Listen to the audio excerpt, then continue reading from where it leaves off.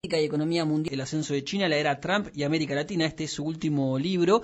Tiene varios libros, es analista internacional, es una voz más que autorizada y siempre interesante de escuchar. Gaby, ¿cómo estás? Buen día. ¿Qué tal, Augusto? ¿Cómo andás? Un gusto. Bien, muy bien. ¿Con vos? ¿Cómo estás viendo todo lo que está pasando? Porque es como que hay un montón de variables que se van acelerando de que ya existían, pero también hay situaciones nuevas e inciertas, ¿no? ¿Cómo estás viendo todo lo que está pasando? Y sí, yo creo que el coronavirus es un catalizador de tendencias, acelera tendencias que se venían, es un poco lo que, una nota que saqué hace un mes, trato de analizar, pero a su vez, como todo, a medida que se acelera un conjunto de tendencias, también se producen cambios cualitativos, o sea, que generan un escenario bastante novedoso. En este sentido, digamos, se acelera, por ejemplo, una tendencia que era un problema de crisis estructural en la economía. Nosotros no habíamos salido en términos reales de la crisis del 2008-2010, por lo menos no el norte global, quizás China sí adquirió una dinámica propia y tuvo fuerte crecimiento, pero Estados Unidos, Europa, Japón y gran parte de los países del mundo están con estancamiento relativo. De hecho, Europa y Japón no se habían recuperado de la crisis del 2008 en sus medido por su PBI nominal. Lo que producen en total en dólares era menor que lo que producían hasta 2008-2009. Y Estados Unidos sí, pero había crecido un poco más, pero a costa de fuerte financiarización, digamos, o sea, de una economía centrada muy fuerte en la acumulación financiera y en un hiperendeudamiento y liquidez. Bueno, esa tendencia se venía. Ahora, lo que pasa es que esto inaugura una fase recesiva completamente distinta, sí. En el sentido que acelera la crisis económica, pero a su vez es una nueva recesión, una recesión solo comparable a los años 30, donde se pronostica, según el JP Morgan, una caída del PBI de Estados Unidos en el segundo trimestre del 40%, para el segundo trimestre. Hay que ver, puede ser el año eso como se promedia, pero puede haber dado una caída, ¿no? Puede haber una recuperación, una caída menor, pero es una barbaridad, 40% en un trimestre, 20 puntos de desempleo, Europa cayendo un 10%, bueno, eso es un desplome total, con las consecuencias, digamos, que acelera otra tendencia, que ahora lo estamos viendo de forma dramática en el caso del petróleo, que es la caída del precio de los commodities, ¿no? Sí. En los años 30, cuando los commodities cayeron más de la mitad de su precio, después de la crisis del 29, hoy vemos el desplome de los commodities, particularmente en el petróleo, porque el petróleo tiene un problema, y sobre todo en uno de los principales productores mundiales, que es Estados Unidos, un problema de almacenamiento. Eso, bueno, ahí, digamos, lo que estamos viendo es un colapso muy fuerte, que va a tener tremendo impacto sobre los países productores de petróleo, sobre Estados Unidos, pero también que puede dar un rebote importante, porque vos en el corto plazo decís, el precio del barril de petróleo se desploma, sí. Pero si se desploma demasiado tiempo y se destruye producción, si luego la demanda se normaliza, aunque se normalice un 5% por debajo de lo que estaba antes, no va a haber cantidad de producción necesaria para cubrir la demanda. Genera volatilidad, incertidumbre, porque si vos decís, bueno, hay una semana más de estos precios de los contratos de mayo, pero después ya para junio se estabiliza, bueno, va a haber perdedores, va a haber un proceso importante en esa industria petrolera, pero bueno, no va a ser tan dramático. Ahora, si sigue para junio, los contratos de junio también vuelven a caer y quedan en negativo, por ejemplo, si pagan los productores para que la refinería les compre su petróleo, sí. Eso va a destruir la producción futura. Entonces, eso genera incertidumbre. ¿Qué va a pasar en Europa? Si como actor geopolítico hoy entra en una crisis más aguda, ya venía complicado de 2008-2009, con Alemania y Francia que no pueden consolidar un liderazgo en Europa para construir ahí un poder regional continental. Y ahí, Gaby, ahí te hago un punto ahí, porque en el caso de Europa, no solamente que hay como una especie de incertidumbre respecto del rol continental, ¿no? Que tiene la Unión Europea o que puede tener la Unión Europea, sino que son cada vez más contundentes. Ya no es fisura, es una fractura expuesta la que tiene la Unión Europea, con el corte norte-sur y con inclusive Francia y Alemania no pensando ya en términos, si se quiere, en tándem respecto de qué tiene que hacer la Unión Europea o los países de la Unión Europea frente a esta crisis. Tal cual, sí. Que Macron salga a decir, Macron, un europeísta, ¿no? Con ideas liberales y también de inserción de Europa en la globalización, pero siempre con un discurso europeísta. Que él salga a decir que hay que repensar todo, que hay que empezar a producir en términos nacionales, que hay que pensar el Estado nacional, que la recuperación nacional, sí. Que Macron se vuelva nacionalista, sí. Vamos a ver si después, ¿no? Sí, así. Y dé la espalda a Europa, porque se sintió a su vez que Europa dio la espalda. Bueno, habla de la crisis. Que una crisis que yo creo que puede dar lugar a dos escenarios. O realmente profundizan la construcción del Estado continental, a lo cual Alemania y Holanda van a tener que ceder en el tema de emitir deuda de forma conjunta para toda Europa, así de mostrarse más solidarios, porque Alemania, imagínate que era lo que producía, por ejemplo, los respiradores y cerró la exportación para los europeos. Claro, sí. Cuando el líder dice, bueno, listo, yo con lo que yo produzco estoy bárbaro, porque yo tengo suficiente para mí, pero lo demás no puedo comprar. Y Bruselas obligó a Alemania a venderlos, digamos, los respiradores. Entonces, que Alemania, si no cambia esa actitud, Alemania va a perder el liderazgo continental, aunque va a quedar fuerte en términos, por lo menos en el corto y medio plazo, en términos nacionales. Uh-huh. Entonces eso genera también incertidumbre y sobre todo la contradicción norte-sur que vos marcabas, y también este-oeste, porque no es casual que avance cada vez más fuerte una entidad que es el 17+1, que tiene a China como protagonista, más los países de Europa Central y Oriental y del Este. Uh-huh. Y eso es algo que avanza fuerte, y otro que mira con muy buenos ojos a China, aunque a pesar de que va a salir muy golpeado de la crisis, es Italia, que firmó un conjunto de acuerdos y viene avanzando. Entonces ahí va a haber también importantes reconfiguraciones. Otra cosa que se acelera pero lleva a una etapa nueva es la emergencia de China como potencia global. Hay distintos momentos de esa emergencia. Claramente post-2008, o sea, post-crisis, China aumentó enormemente su nivel de influencia global. Salió a construir los BRICS, sí, ¿no? Este espacio con Brasil, Rusia, más la India y Sudáfrica después, y como este club de los emergentes, o de esa semiperiferia que pretendía ascender sus niveles de influencia global. China empezó a adquirir un montón de empresas en el extranjero, a conformar sus grandes corporaciones globales estatales, a crecer su economía, a intentar internacionalizar el yuan, su moneda, bueno, a construir mucho poder en el esquema de comercio global. Después de 2014, cuando se empieza a poner de manifiesto para mí lo que es esta guerra mundial híbrida y fragmentada, con guerra comercial, guerra financiera, guerras en distintos escenarios. Sí, tecnológica. Bueno, claro, guerra en todos los frentes, medio desdibujada, ¿no? A veces declarada formalmente, a veces no. Más guerras así reales, de las clásicas, como vemos en algunos escenarios.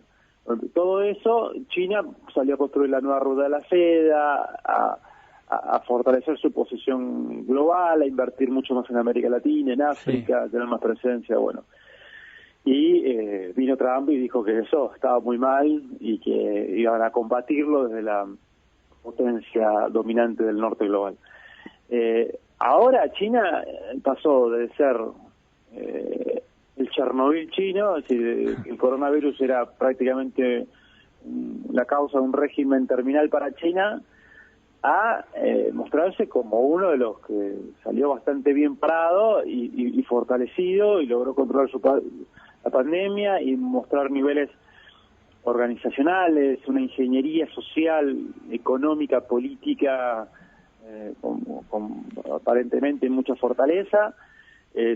Vuelve a demostrar que es el gran taller productor del mundo, porque todos van a comprar insumos de salud a China, o por otro lado se muestra como el gran cooperador, colaborador mundial, donando grandes cantidades de material de salud, sí. Con lo cual ahí también China pasa a tener todavía más influencia, más protagonismo, y queda bastante desdibujado el lugar de Estados Unidos. Claro. Ahora, Gaby, esta situación, esto que planteás respecto de China, que bueno, sí, apareció al principio, lo apuntaban como responsable de la crisis, y ahora aparece como uno de los defensores del sistema multilateral para resolver la crisis. ¿Vos crees que, no solamente por China, sino por otras experiencias también de Asia, que dentro de lo que no sabemos, ¿no?, que es una incertidumbre total respecto a lo que puede llegar a venir, pero que el eje o el nuevo mundo se puede llegar a configurar más con un anclaje en Oriente que en Occidente a partir de esta situación? Y lo que cambia es el poder, quizás el poder relativo, o sea, se acelera una redistribución de poder mundial favorable a Asia-Pacífico. No creo, un declive, una crisis de hegemonía como la que vimos en Estados Unidos no quiere decir una caída estrepitosa, entonces mañana China va a ser el número uno. No, lo que sucede es que se redistribuye el poder y cambia el poder relativo de cada uno de los jugadores del tablero. Incluso puede Estados Unidos, a costa de sus aliados, como me parece lo intentó hacer Trump, a costa de Europa, a costa de Japón, aumentar su poder propio y a costa de sus propios aliados, ¿no?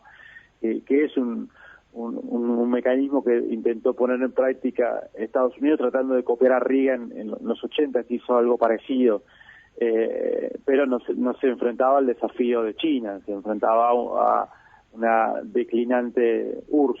Entonces no es que Estados Unidos va a desaparecer, pero sin duda esto cambia el equilibrio de poder. Ahora, obviamente, uno de América Latina mira y puede decir, bueno, a mí me cambia el equilibrio de poder mundial en detrimento de Estados Unidos, pero en base a eso Estados Unidos puede decir, bueno, a mí me tengo que ser más agresivo todavía para controlar Latinoamérica, claro, en este contexto global. Entonces es difícil, porque acá lo vamos a ver como un poder, y se ve, ¿no?, como un poder con mucha fortaleza, equilibrado en Sudamérica por el hecho de que el principal socio comercial de Sudamérica es China. Entonces, hasta las propias élites conservadoras, como le pasó al Bolsonaro en Brasil, cuando quieren algunos sectores políticos y la propia embajada forzar posicionamientos muy fuertes de alineamiento con Estados Unidos y en contra de China, y en contra de Rusia en menor medida, pero sobre todo en contra de China, bueno, eso son esas propias élites conservadoras que venden commodities, que venden soja, que venden cobre, en el caso de Chile, o que venden petróleo, y que se lo venden a China, que dicen, bueno, guarda, porque no nos vayamos de mambo, porque todavía se nos enoja nuestro gran comprador. Entonces eso se equilibra. Pero lo que sí se llena de, como bien vos decís, de incertidumbres, digamos, yo le llamo como que se amplía puntos de bifurcación, es decir, de un desarrollo no lineal del sistema. Hay un caos sistémico, entonces cualquier punto puede salir para un lado o para el otro de acuerdo a cómo salga el resultado específico de una batalla, de un enfrentamiento, de un punto decisional. Insisto, con el ejemplo europeo, esto puede dar lugar a una Europa que, bueno, diga, redoblemos las apuestas, vayamos a una integración mucho más fuerte, cooperemos, emitamos deuda como conjunto con Europa, con la banca de Alemania para asistir al sur, o terminamos en el total desmembramiento y en 3 Europas, por lo menos. Claro. La del norte, la del sur y la del este. Claro. Parece que todo eso se abre. Para terminar, Gaby, me gustaría enfocarnos en América Latina, cómo lo estás viendo, o Sudamérica en particular, ¿no? Con un nivel de fragmentación muy grande, con el caso de Brasil, que está siendo un caso, digamos, preocupante respecto a lo que puede pasar con el resto de los países de la región. ¿Cómo estás viendo la situación de América Latina? Bien, bueno, en primer lugar, muy castigada va a estar por el tema que se profundiza una tendencia que ya venía desde 2014, que es la caída de los precios de los commodities. Eso agudiza un problema histórico de América Latina, que es la crisis de balanza de pago. Y lleva a recesiones, a fuerte caída de la actividad. Tocó primero Argentina y Brasil, ahora puede tocar a la zona andina más fuerte, porque no había caído tanto el cobre, que lo que vende Chile, por ejemplo. Claro. El cobre se había mantenido bastante alto en términos relativos a 2001. Bueno, ahora sí, es probable que caiga más. Entonces, bueno, eso va a afectar la región. La región tiene a un gran problema, que es Brasil, y particularmente hablo de Brasil cuando hablo de Sudamérica, el gran gigante del sur, que expresa entre 40 y el 50% del PBI de América del Sur, ¿no? Y casi la mitad de su población, su territorio, ese gran gigante en una crisis orgánica, porque ahí hay una batalla central, primero para decidir para dónde va Brasil.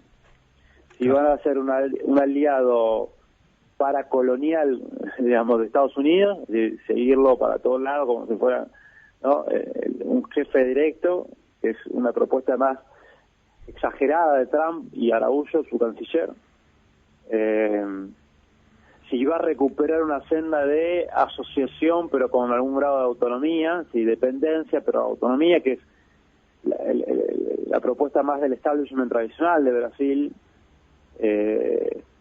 y que parece expresar hoy por hoy Murao, el vicepresidente, es una cosa que, bueno, sí, soy parte de Occidente, pero tengo una autonomía, negocio con China, no desarmo el Mercosur, priorizo eso. Y vuelven las tendencias más nacionales populares, de mayor nivel de autonomía, mayor integración estratégica de América del Sur, mayor coordinación con los BRICS, es decir, con China, Rusia, India, Sudáfrica, y más intervención en África, que es lo que expresa el PT, Lula o Guimarães y algunos sectores nacionalistas de Brasil. Claro. Creo que eso no se definió, y mientras no se define en el gigante del sur para dónde va a ser difícil. Por otro lado, yo creo que había un montón de tendencias anti-neoliberales, que vimos estallidos muy fuertes en Ecuador, en Chile, en Colombia, que no fue estallido, pero sí un movimiento importante en alcaldías, en provincias, de derrota de las expresiones más de derecha. O el estallido en Bolivia a partir del golpe de Áñez, pero que todavía ese proceso todavía no termina de cantar, que medio que quedó en suspenso por lo del coronavirus, lo mismo que Chile. Sí. Y bueno, hay que ver cómo transita eso. Lo que sí en el mundo, hoy por hoy, si algo que más se cuestionó, que era un fenómeno que ya aparecía en América Latina el año pasado, era el neoliberalismo. Acá no estalló en Argentina porque se procesó institucionalmente, pero en el mundo está cuestionado. Hay una crisis para mí del neoliberalismo, lo cual no quiere decir eso, que digamos que haya una mirada romántica en el sentido de que la salida va a ser, bueno, estado de bienestar para todos y todas. Claro. No necesariamente, podemos ir a un mundo bastante peor que el que tenemos. Exacto. También. Hay distintas opciones, pero sí, yo creo que se va a profundizar la crisis del neoliberalismo, la lucha, y hay que ver ahí qué hace Argentina, qué el gobierno de Fernández, en qué medida puede ir tejiendo un conjunto de alianzas, un conjunto de políticas, de planteos regionales para este escenario. Si se puede fortalecer el Mercosur, aunque sea como instancia regional, para coordinar algo acerca del coronavirus, o alguna otra instancia, pero veo una región complicada por su desintegración, por lo que va a ser la caída del precio de los commodities, y por la convulsión social que ya veíamos el año pasado, sobre todo con una naturaleza antineoliberal, que se va a profundizar, y porque va a haber una lucha de potencias también en la región, importante. Pero bueno, es como la gran crisis de los años 30, que vivimos, que hay cosas similares, otras distintas, pero tiene parecidos. También son momentos en que se forjan grandes estrategias populares o grandes opciones o grandes estos momentos bastante negros. Pueden emerger monstruos, pero también procesos de políticos y sociales que lleven mucho mayor bienestar hacia sus pueblos. Así que, por eso digo, también hay una incertidumbre de hacia dónde va a salir la región ante esto. Se iba a profundizar un estado bastante negativo en cuanto a su situación, o va a tratar de, bueno, caímos al fondo del pozo, hay que salir en conjunto, definamos una estrategia más o menos que nos sirva y avancemos. Eso está de alguna manera todavía por escribirse. Claro. Clarísimo, Gabriel, como siempre, gracias por estos minutos. Bueno, Augusto, como siempre, un gustazo charlar con vos. Abrazo grande. Gabriel Merino, investigador del CONICET, docente de la Universidad Nacional de La Plata, es autor de varios libros vinculados con geopolítica. El último es Geopolítica y Economía Mundial, el ascenso de China, la era Trump y América Latina, ¿sí? Un libro que escribió junto a Patricio Narodowski y bueno, suele ser consultado por estos temas. Recomiendo que lo lean, que lo sigan en redes porque tiene muchos planteos muy interesantes respecto de algo que está en pleno desarrollo, que es qué va a pasar con el mundo luego de esta pandemia.